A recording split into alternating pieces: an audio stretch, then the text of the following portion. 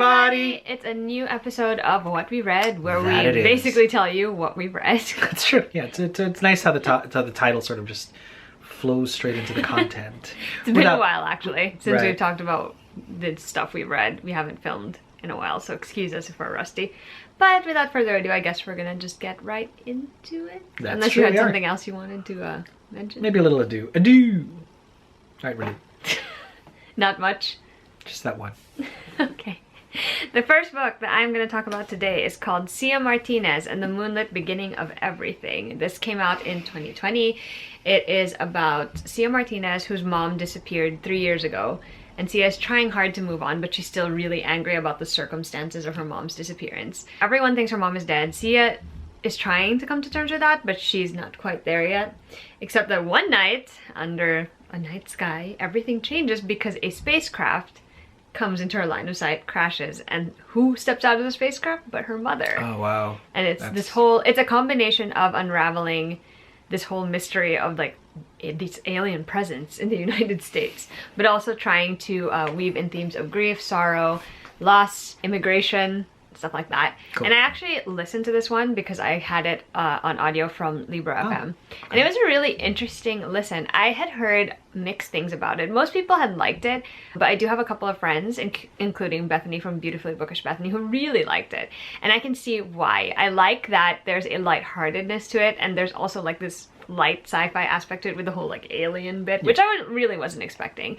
And I appreciated that the alien aspect was used as a metaphor, I guess, you know, for immigration and immigrant issues. It was kind of used in that vein, and I thought that made it interesting and gave a different sort of perspective, I guess, to the story. Fair. And the thing I think most people might struggle with when it comes to reading this book is that Sia herself is really hard to feel like you know at the beginning, because she's just so angry and she's so shut off and she doesn't want anyone to be all up in her space, you know, after everything that's happened to her. She hates being known as the daughter of the woman that was taken away. She hates that. She hates that her mom is gone and that her grandmother is also gone. Like, there's a lot of pain and anger in Sia, and that makes her a character that is a bit difficult to immediately, you know, like or sympathize with. Even though, like, for me, I was like, from the start, I felt bad for Sia, and I felt bad for her family and what she had been through. I will say the alien thing, I knew it was coming, but it still kind of threw me for a loop, because I was like, feels a little bit like Roswell, a teensy bit, just a little. But at the end of the day, I was like, you know, since I knew it was coming, I was able to sort of just let it go and like integrate it into my perception of the story, and it worked out pretty well. So I listened to this one really fast because it's a pretty short audiobook, and I would recommend checking it out if it does sound interesting to you. Yeah. I do think the author did something that I've never seen done before in terms of this kind of story, so that's worth checking out, if I should say. Sweet. The next book that I'm going to talk about is also a book that I got for review. It is a book called Dustborn by Erin Bowman. It's a standalone sci-fi story also. Apparently I'm reading sci-fi now. The story centers around Delta of Dead River, and she is determined to save her family, who basically all get taken from their home of Dead River one day when she's out on a mission. And it does sound pretty simple when I put it like that, but in reality, they live in a world that is pretty much barren and dry. Okay. They have trouble getting water, they have trouble getting a lot of things, and there's a lot of like different kinds of like storms that happen. Sure, yeah.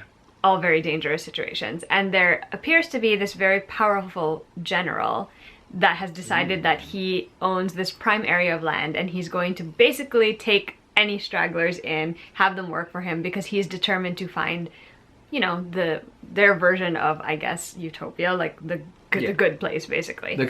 Sure. So this was pitched as being a mix-up of the book Gunslinger Girl and the movie Mad Max, and I can see the Mad Max specifically influence, because that's the only one of the two that I personally have actually watched. Delta reminds me so much of, actually she reminds me so much of a combination of the characters in that movie. Fair. Where they're all like determined to do the right thing even if the circumstances are really, really hard, and they're faced with a lot of situations where it's like either you survive or you die. Like, you have to make that choice, and sometimes it's not an easy choice, but it's a choice you have to make. I really liked the story itself. I think Erin Bowman is great at coming up with concepts that are unique and compelling, and she writes in a way that's really gripping and fast-paced, and you kind of just have to keep going because you want to know what happens.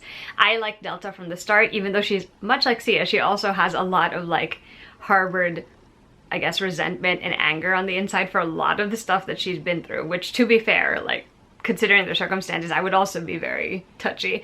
But as you kind of get to know her, you see that beneath all that, what she really just wants is for her family to be safe and for them to have a way to survive in this world that seems so hell-bent on killing all of them. Right. And I liked that it had a combination of a lot of action. There's a whole lot of, like, in Mad Max, there's a lot of, like, different action scenes where they're, you know, hijacking things, sure, or escaping from things, and that happens a lot in this book too, and I like that a lot, even though it was also very tense to read, because obviously these are not situations you would want characters you care about to be in. There's a tiny bit of romance. It's like a childhood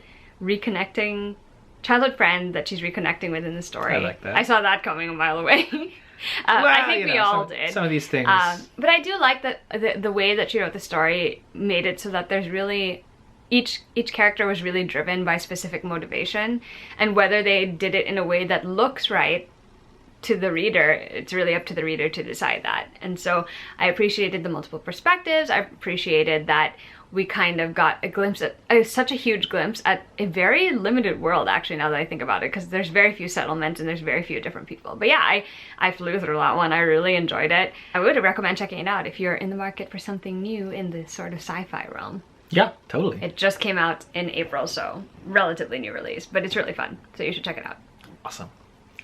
Alrighty, so speaking of sci-fi, the graphic novels that I did read involve like a sort of like an almost nigh immortal, infinitely powerful space entity that is both the source of like, you know, the very essence of death and rebirth and life and all of that kind of stuff. And it always needs a host. And it finds its host in the form of one young little red-headed. It's the Phoenix. It's totally the Phoenix. And this is X-Men. And this is Phoenix Endsong and Phoenix Resurrection. Played up like that, it sounds pretty like, hey, that's kind of like. And then no, it's totally like an X-Men book. And the reason why I sort of wanted to do that was just because I don't know. I just sort of like randomly. I just saw like this is now available on like comics or whatever. And then I thought, what other Phoenix things are available? And so Phoenix Endsong, I want to say, is a particular favorite of mine, not just because the art is stunning, but because it's sort of, you know, this is just, you know, this happens after the events of Jean Grey's most recent death. She's back now, but then again, every X-Men can come back now, so back before they could just come back anytime. And Jean was an automatic perk of right, and Jean was the only one who actually came back more than like 14 times or whatever that was. Her recent death, Scott being, you know, sort of like their marriage falling apart, her marriage with Scott Summers, Cyclops falling apart, and Scott sort of shacking up with Emma Frost. Yeah. The Phoenix sort of like rears its ugly head and starts to sort of come back. It's looking for another host, and it tries to sort of go to, you know, different kids and Quentin Quire and a bunch of other things, and it just doesn't quite get it. So it just decides to recreate Jean from the ashes once again. And there are sightings, and the X-Men have to be like, okay, she's back, what do we do? Okay. Cyclops' immediate thing was like, that's not her, we gotta kill her.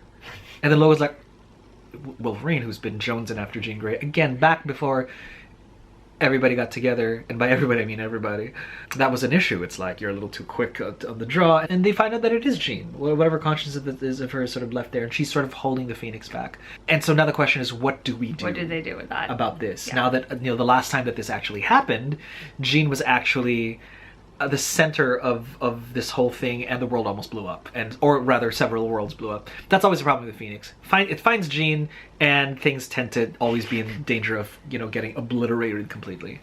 I mean, I like how this was resolved. Okay. I love the banter specifically. I think this was just because around the era that the X-Men started to talk like real people. There was a lot of sarcasm there. I remember one of my favorite lines from here was like, where they start talking. Like yeah, and there was a line here where it's just like, "Are you sure that's Emma?" I mean, or something like that. And then Kitty Pryde makes some quip at Emma. It's like, you know, "Are you sure it's not just a cheap Chanel?"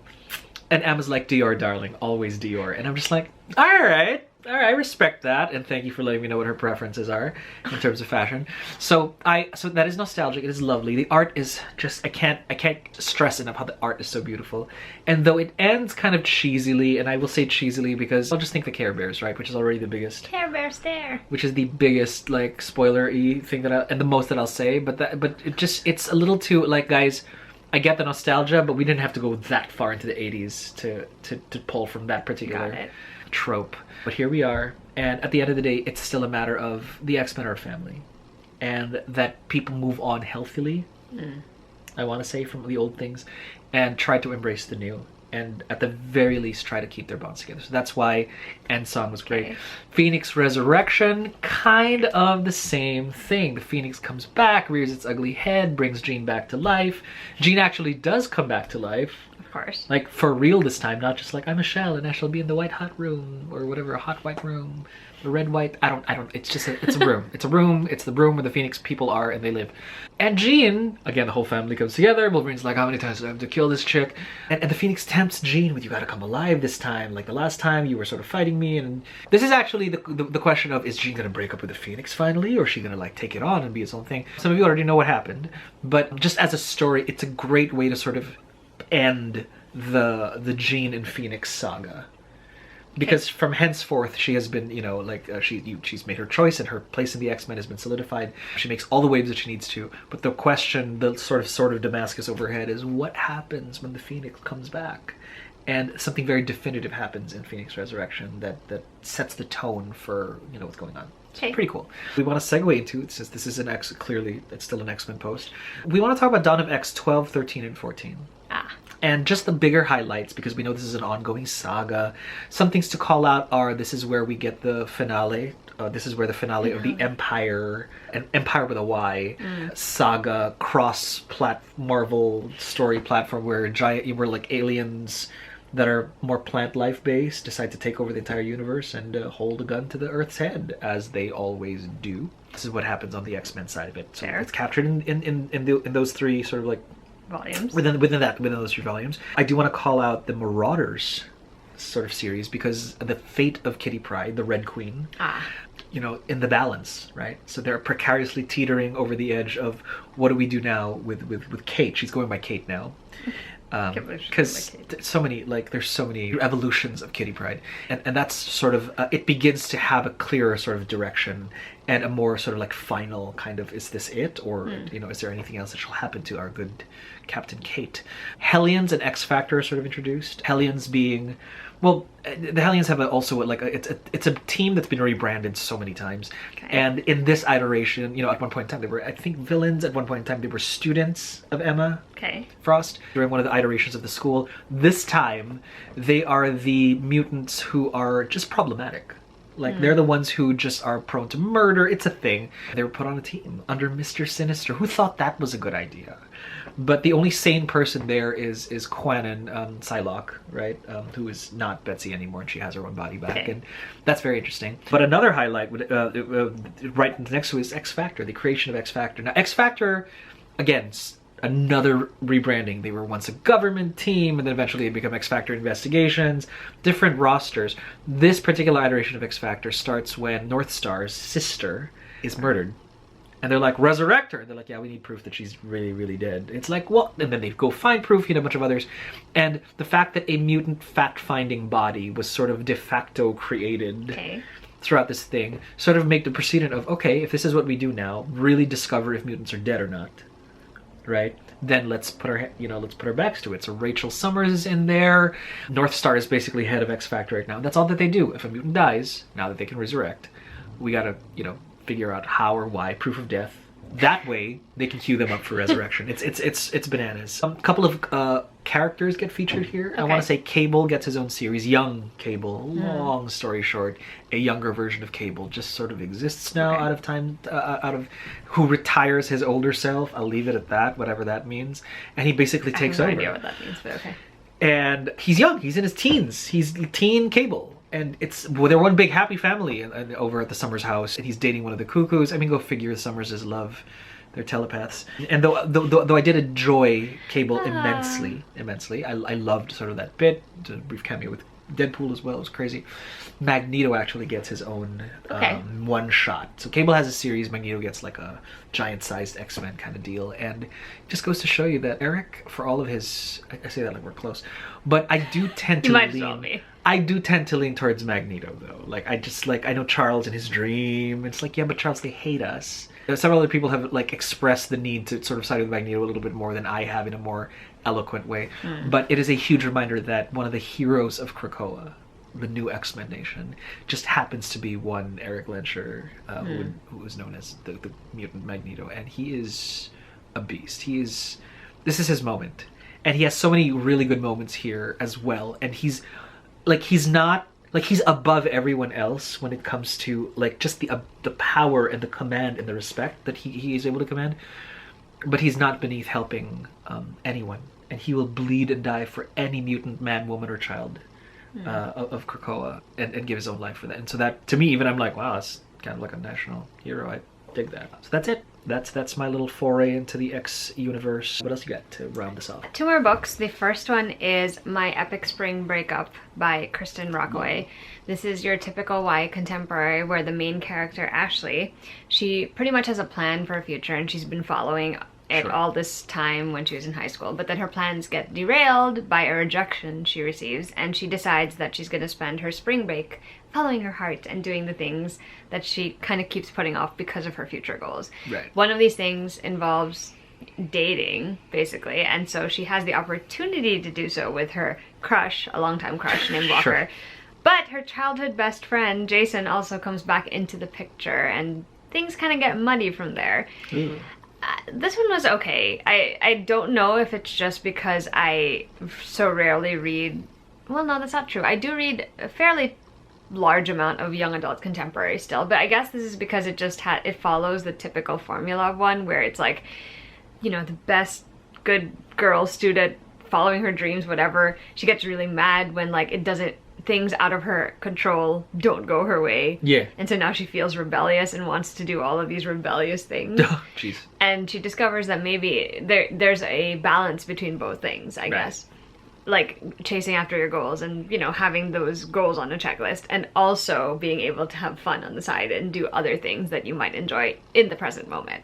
It was okay. Like, I read it really quickly because it's very readable. Her writing style is the kind where it's just like, you'll just fly through each chapter. I guess I just never really felt connected to any of the characters, even though I did like how it ended, which you can kind of guess from the beginning, like where it's gonna go. I did like that, but the lead up to it was just okay. Like all of the things that happened in it were like very frustrating to me at one point, because I was like, oh my gosh, girl, you need to like communicate, not just with like the people she has crushes on, but like also her friends and her mom, and like, you know, better communication. Yeah, I will say I did enjoy the fact that it was set in New York. That's always a bonus for me. It's specifically set in Brooklyn. And I also really like that the main character is a Taylor Swift fan, because that was also like a fun like little thing to have in the story. What this household is. It's just the house of Taylor. Yeah, but for the most part, I think it was just okay. It was one of those books where like, while I was reading it, it was entertaining enough for me to keep going. But I think ultimately, it's probably going to end up being pretty forgettable overall, unfortunately. The last book I'm going to talk about is In a Book Club Far Away, which is by Tiff Marcello. This is the story of 3 military wives. Well, I want to say wives, but not all of them are actually wives. Some of them are like partners. So like, let's just call them wives for the sake of brevity. So 3 military wives, they all meet because they end up being part of a book club when they're on the same military base, like living in the same area together. But then an incident occurs and 2 of them end up like not speaking to each other. They stop being friends. And the other girl ends up still being friends with both of them. And she calls on them because she has a medical emergency and she needs their help watching her daughter and like helping her in the recovery period. And I guess she also wants them to make up, obviously. So the story itself, like with all of Tiff Marcello's other books that I've read, she writes in a way that is also very easy to read and compulsively readable. I liked the way she set up this one where it's got like the present day and the flashback, so you don't actually find out what went down between the 2 friends for a while. Like it's a very long, you sort of get an idea of where it's going, like what it might be, but the build up to it was done pretty well because of the alternating timelines. And I actually really like the characters in this book. So there's Reggie, there is Sophie, and there's Adelaide, and I love that they bonded over book club, even though they all had very different feelings about book club. I love that that was the thing that brought them together at the beginning. I also like that this is the kind of book where like you see what it's like to be part of a military family, or to be married to someone in the military who is actively serving. Yeah, totally. That was fascinating to me, because I have not read as many stories with that particular setup as I might like to, but I like that it felt very human, I guess is what I want to say. And there's like an easiness to the way that she tells the story, and I'm assuming it's from her own personal experience as well. I also enjoyed just seeing all 3 women work out the things that they needed to work through in the story. other than the conflict of, you know, the two ex-best friends, there are personal things that each one of them is still trying to deal with in their own lives. And I liked seeing each of them, you know, being almost forced by fate to confront that problem head on. And it was just nice. I'm a sucker for stories where, like, they become so close as friends that they're found family. Like, even if, for example, the two best friends really don't like each other, they came together because the other one needed them. Right. And they were willing to stay there because she needed them. Of course. So I loved seeing that bond represented in the story as well. So it was a good book, and I'm glad I read it. I don't think it's eclipsed her other series that I've read, which starts with North to You. I don't think it's quite eclipsed how much I love those books, but I definitely would recommend checking this one out. It was very compelling, and I read it super quickly. Cool. Those are all the books that we're going to be talking about in today's What We Read video. We hope you enjoyed it, and if you've read any of them or are interested in any of them, feel free to leave your thoughts down below. You can find us on all the other social media links, which are down there. Yeah. And we'll see you guys with a new video next week. Bye! Bye.